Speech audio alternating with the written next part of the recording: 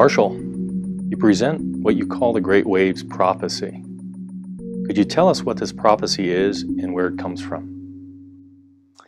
The Great Waves Prophecy has been gifted to us from the source of all life, to prepare us for the future that is coming, and to warn us of the changes that we might have to encounter along the way.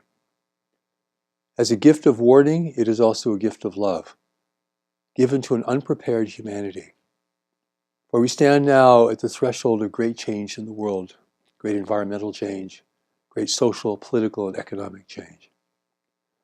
Many people can feel this and of course see it taking place all around us. And yet it is so important now that we gain a sense of what is coming over the horizon. Because part of life isn't just living for the moment, it's actually preparing for the future. And that is why we have intelligence to enable us to do this. And we need this intelligence now more than ever. What I will be sharing with you today are not my thoughts or my inventions, but literally come from the great revelation that has been given to the world today from the Creator of all life, to prepare us for a future that will be unlike the past, and to give us the gift that will empower us to know what to do and how to proceed as we navigate the changing and difficult times ahead. What specifically does the prophecy say about the future? The prophecy paints a picture of the future both in terms of short-term and long-term realities. Clearly the world is warming up now. Clearly we're facing a world whose atmosphere has been radically changed and continues to be changed. We're facing a world where ever-growing numbers of people are drinking from a slowly shrinking well of resources that are available. And yet as this accelerates, we begin to hit thresholds, major thresholds, that we're already facing in many parts of the world, particularly in poorer countries. But even in the wealthy nations, we're facing thresholds now. Great storms that are coming to the world, which are not merely exceptional events, but are signs within themselves of a changing world. Signs that the seas are rising and that superstorms are coming to batter the coastlines of this nation and nations around the world in many places. The new message tells us, for example, that over a period of 150 years, the seas will rise over 100 feet. Now, even if the seas rise only a foot or two, it'll be a major catastrophe for ports and cities and communities on the coastlines. It tells us that certain parts of the world will become uninhabitable due to lack of water and the inability to grow food, and that millions of people will become refugees seeking refuge somewhere else. Somehow, they must find shelter, and indeed, who will accept them? Who will take them? We're seeing this already in the world today on a smaller scale. But the larger scale presents a problem that's almost overwhelming in its scope and will require tremendous humanitarian aid and service to the world and tremendous cooperation between nations to meet these kinds of challenges.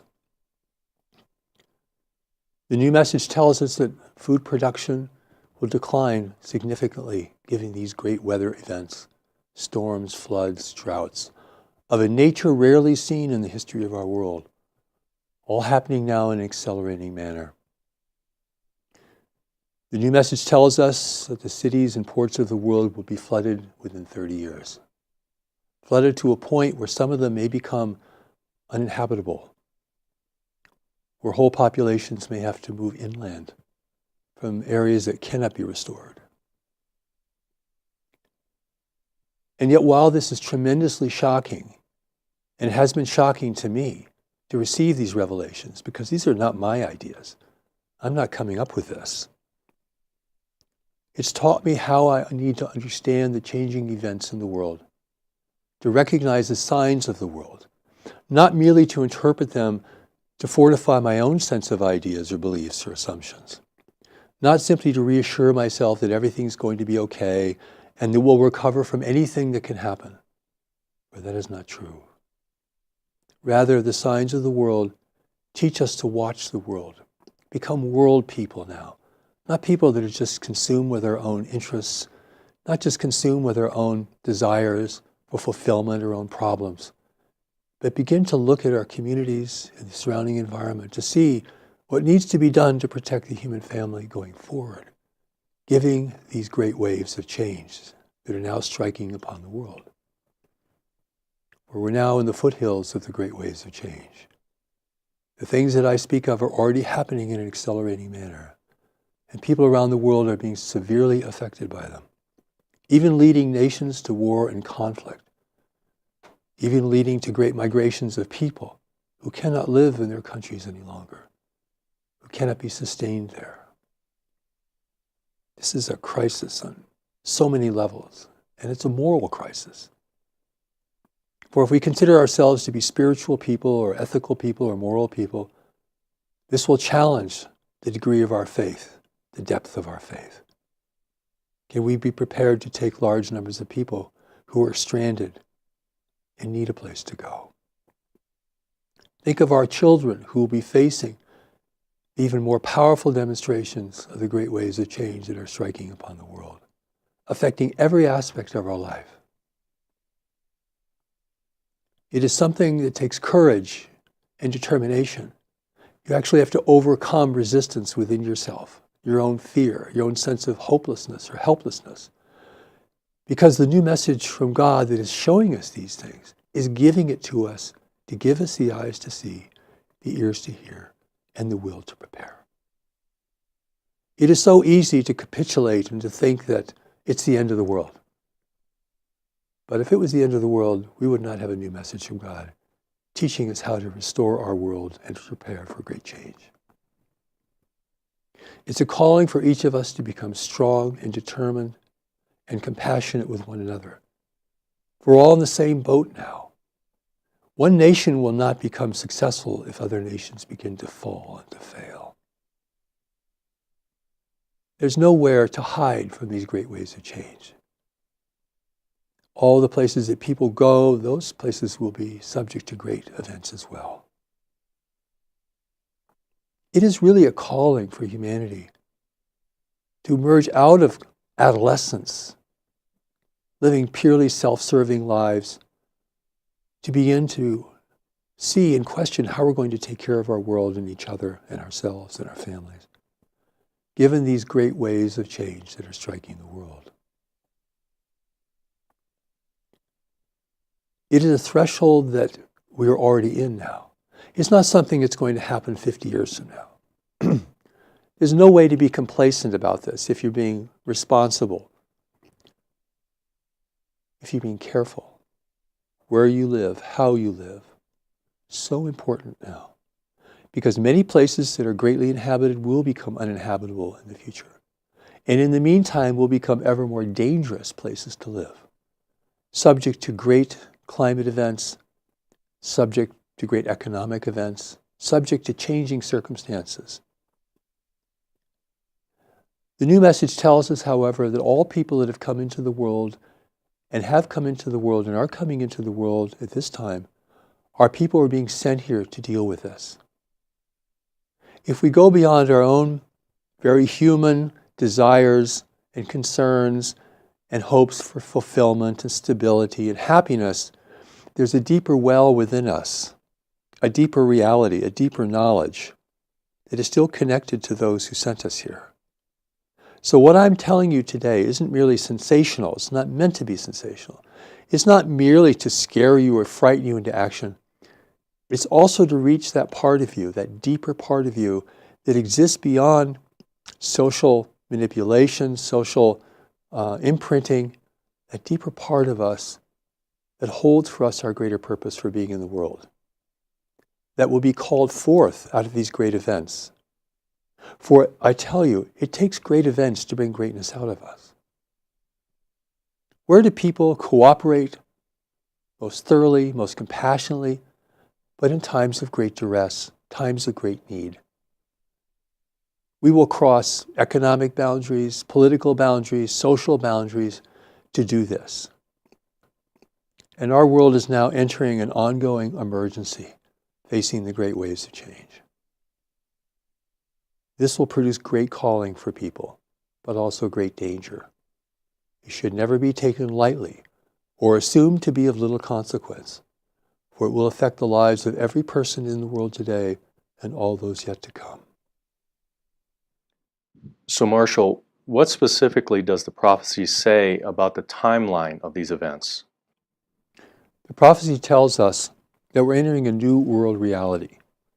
We're actually entering a new world experience.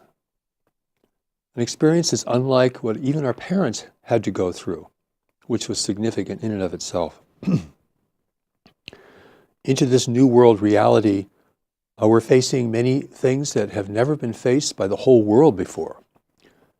A changing atmosphere, a changing climate of the world, changing habitability of different regions of the world, shrinking resources, the potential for huge human conflict over who will have access to these remaining resources. That's a very big issue, a very big concern. But it's also the world that we have been sent to serve. And the new message tells us that we will be in this transition into a new world reality over the next 150 years. And we're in it already. It's not something that's going to begin years or decades from now. We are in it now. This is happening now. The ground beneath our feet is moving now. Perhaps you can feel it and see it and sense it. It's palpable. It's observable if we care to look. Many people regarding major events get concerned about the time frame of major events. What I would like to emphasize here is the importance of preparation. You prepare long before a major event. You prepare because you recognize that such an event is not only possible but probable. And probable not only based on history, but based on the changing circumstances of the world. For instance, a warming world creates warming seas, a warming atmosphere. That becomes fuel for superstorms, storms on a level that rarely ever occurs and has occurred in history. Now it becomes more frequent. Now it becomes more destructive as more people are inhabiting vulnerable areas of the world. You know, it wasn't raining when Noah built the ark. We have to build our ark, not only for ourselves, but to take care of those people we care about and our communities. You begin to build your ark way before the waters rise to overtake you, way before circumstances overtake you, way before the industry that you work for goes overseas or disappears. We have to be people now who are watching the world very objectively, with as little personal preference and as little fear as possible. This is how you gain the eyes to see. The new message calls this being in the watchtower of your life. For every fort in older times had a watchtower, and every fort today has a watchtower, though it may be different, may be technological. But you need to have a watchtower in your life, and to have the strength and courage to be able to look at things without coming to immediate conclusions. One of the problems that people have in these is they want to make everything understandable today. They want to be comfortable with it. They want it to be reassuring. But living close to the edge and reality of life is not so reassuring. You have to learn how to reassure yourself, to gain faith in your spiritual heritage to reassure you, to gain faith in the power of this deeper knowledge I speak of to reassure you, to gain faith in your ability and the ability of those who are close to you to reassure you. Here you cannot simply be a victim of life, but an active participant. For we're all sent here ultimately to serve this world, both for the times in which we live and for the times to come. Timing, however, is important.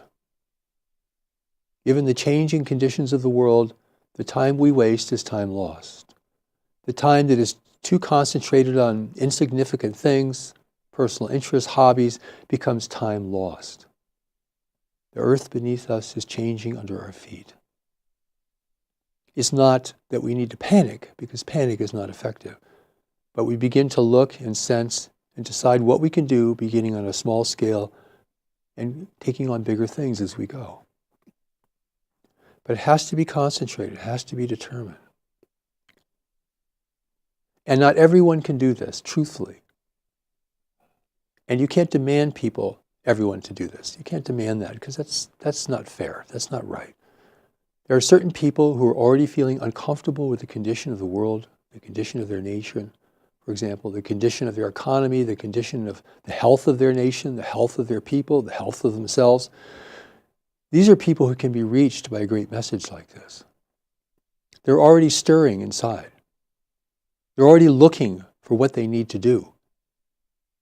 Because you simply can't be worried all the time. You need to get into action. This is what replaces fear and worry, which merely makes you weaker over time and less able to respond. So I pray that the things I'll be saying to you today will incite courage and determination. Because God is not going to save us and intervene in the 11th hour to change everything that we've done. God has put a deeper knowledge within us to guide us. And from there, God can work through us to change things that need to be done without the overbearing emphasis on theology, religion, or belief. It is our moral fundamental foundation. That's why we're here.